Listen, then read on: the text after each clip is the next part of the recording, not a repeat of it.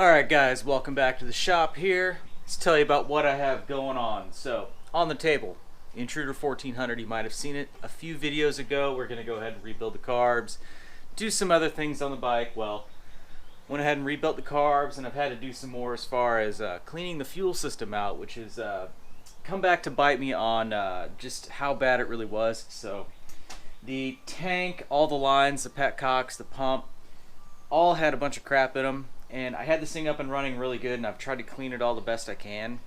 I had this thing up and running really good. I went on the first test ride of it, running great. Then all of a sudden, the rear carb, it sucked some crap up into the pilot jet. So had to pull the bowl off, and I looked at the inside the bowl, a lot of debris, pretty crappy. So anyway, I did have to go ahead and destroy the pilot jet to get it out and go ahead and replace it because I wanted to make sure there was nothing behind it. So anyway, got one of those on order. That should show up hopefully tomorrow. And then we can have this thing up and running. I've also done some other work on the bike as far as shortening the exhaust here. And basically cutting almost a foot out of that pipe section. I have moved the baffles up and then, just done everything kind of on the factory mount. So I got it looking really good. And then beyond that, we've welded a tab here on the fender, and I've modified the seat in a way to where the seat bolts on really nice. Made a tab for the front. I relocated the rear brake master cylinder from down here below this or behind this cover all the way up to here. The reason for that is being that this bike is now a hardtail. My friend Matt, he lowered this thing down with these struts about as low as you can get it. Now if you see the bleed nipple for the rear caliper, it's about right there.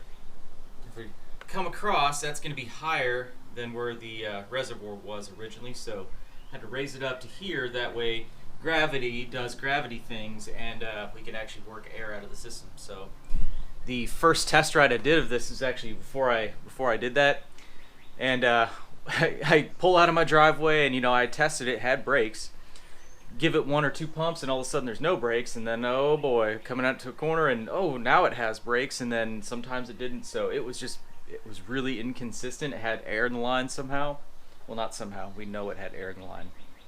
Anyway, have that addressed, and then the last piece of the puzzle beyond that carburetor jet is of course getting the front brakes on here. So I have the original caliper and master cylinder in line down there. I just need to pull apart, clean the caliper, go ahead and probably clean the master cylinder, and then the brake line is not going to be long enough, so I'm either going to have to source one of those or have him source one, and he'll be good to go. Alright, so other news with this week. Beyond this bike, I'm just working on the GL650 and the CX500. Hopefully we'll get the seat back for the CX500. It'll look really awesome. And then I can start dialing in those final little details on that bike, and then go ahead and get the carbs tuned, and we'll be good to go. So I'd be excited to get a photo shoot set up for that thing. It'd be awesome. Finally get some good photos of something I've built. It's been so long. And GL650 wise, just gonna be painting parts and just detailing some things, and eventually, maybe this week, I don't know, I might bring the engine back and then we'll start detailing that. I need to get parts on order for it, such as just some gaskets and seals and things like that. Just some normal preventative maintenance. Other things going on, obviously I'm always talking about time and complaining about the lack thereof, so I'm thinking about actually just going ahead and listen to the GS 550 up for sale. If you guys are familiar with that thing, kind of revived it. It had been sitting for so long. Full playlist linked above of that bike. Thinking about going ahead and selling it. Really doesn't need anything at this point. It's just a good runner rider, but I don't have time to runner rider it, so it might just have to go. There's always something else on the back of my mind as far as what to get and maybe replace that with, and right now I'm kind of thinking I might try to get a V-Strom or something like that just to try out, and who knows, maybe that or like another Bandit 1200. I've got a couple bikes I'm contemplating because there's always the eventual build or something else that I'm doing, and there's a pair of Bandit 1200s for sale that between me and one of my friends we could both use for one rider and then one for parts. So I don't know, always looking at those deals. But anyway, anybody's interested in that GS 550, I just want to list it up at like 1,500 bucks. It's not worth anything really more than that, and that's almost just what I have in it. So anyway, it'd just be a kind of a wash on that one. But if anybody's interested, located in Missouri, let me know.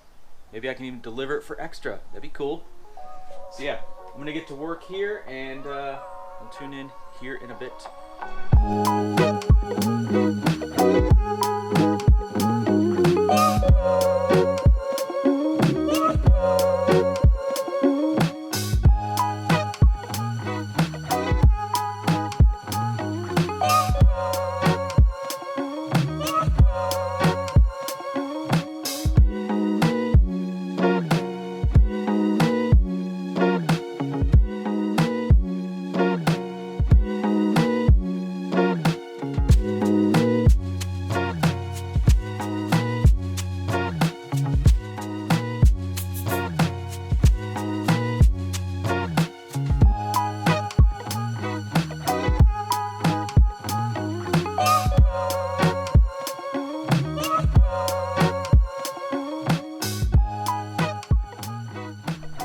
Alright, so the day continues. We got some foot pegs painted. We have my seat pan down there painted. We have surely something else painted. I don't know. We got some GL650 stuff done. So went ahead. I have the caliper reassembled for this thing. Everything is back behind here, ready to go. I have a brake line on order. So we'll see how that fits. There's not really a lot of let's say Suzuki Intruder bolt-on type parts or items specifically made, such as brake lines. So got something with I think the right bends and fittings and stuff, and hopefully it works. So anyway, as of now, it's time to go back and hop in the van. I gotta go run some errands. I need to get some chemicals, some shop supplies, all that stuff that costs money that you can't get away from. So anyway, I'm gonna come back and get to work on this tank. Start working on getting the last little bit of like crud and gunk out of it and stuff like that, and just kind of clean up the metal. It's not really a rusty tank by any means. It just has some patches where it just had old fuel that sat, and so it's got some grimy spots. We're gonna work on cleaning that out. So between say like evapor rust and maybe like white vinegar and some electrolysis, we'll get it cleaned up. So not sure what route I'm gonna take, but I'm gonna go ahead and have everything I need for whatever route I choose.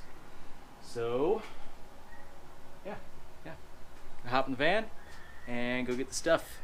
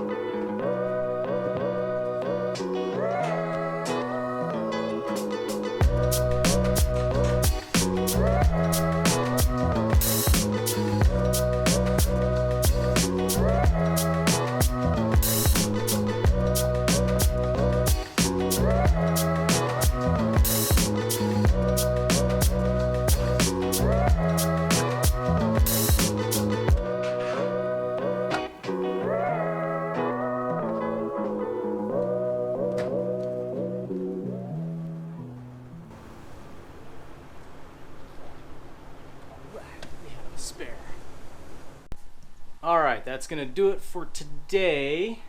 We got a few things done, not a whole lot, just because, we're busy, we're catching up. There's a lot of logistical stuff today. So as you saw, got my spare tire mounted up under the transit there. You can't even access the jack on that thing. So if I ever got a flat, I don't even know how you'd access the jack. It's ridiculous. But yeah, seat pans painted, other bits painted. We're almost ready for this thing. We should have the jet tomorrow. Getting started on the tank for the GL. So we're getting there. We're making progress. Every little bit. No 0 days. So also picked up a new flap wheel for the bench grinder because that thing fell over and bent my dang flap wheel. So that sucks. But yeah.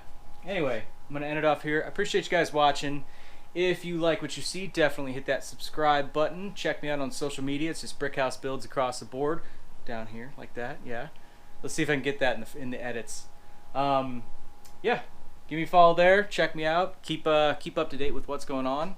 And yeah, hope to see you guys in the next video. Thanks for watching.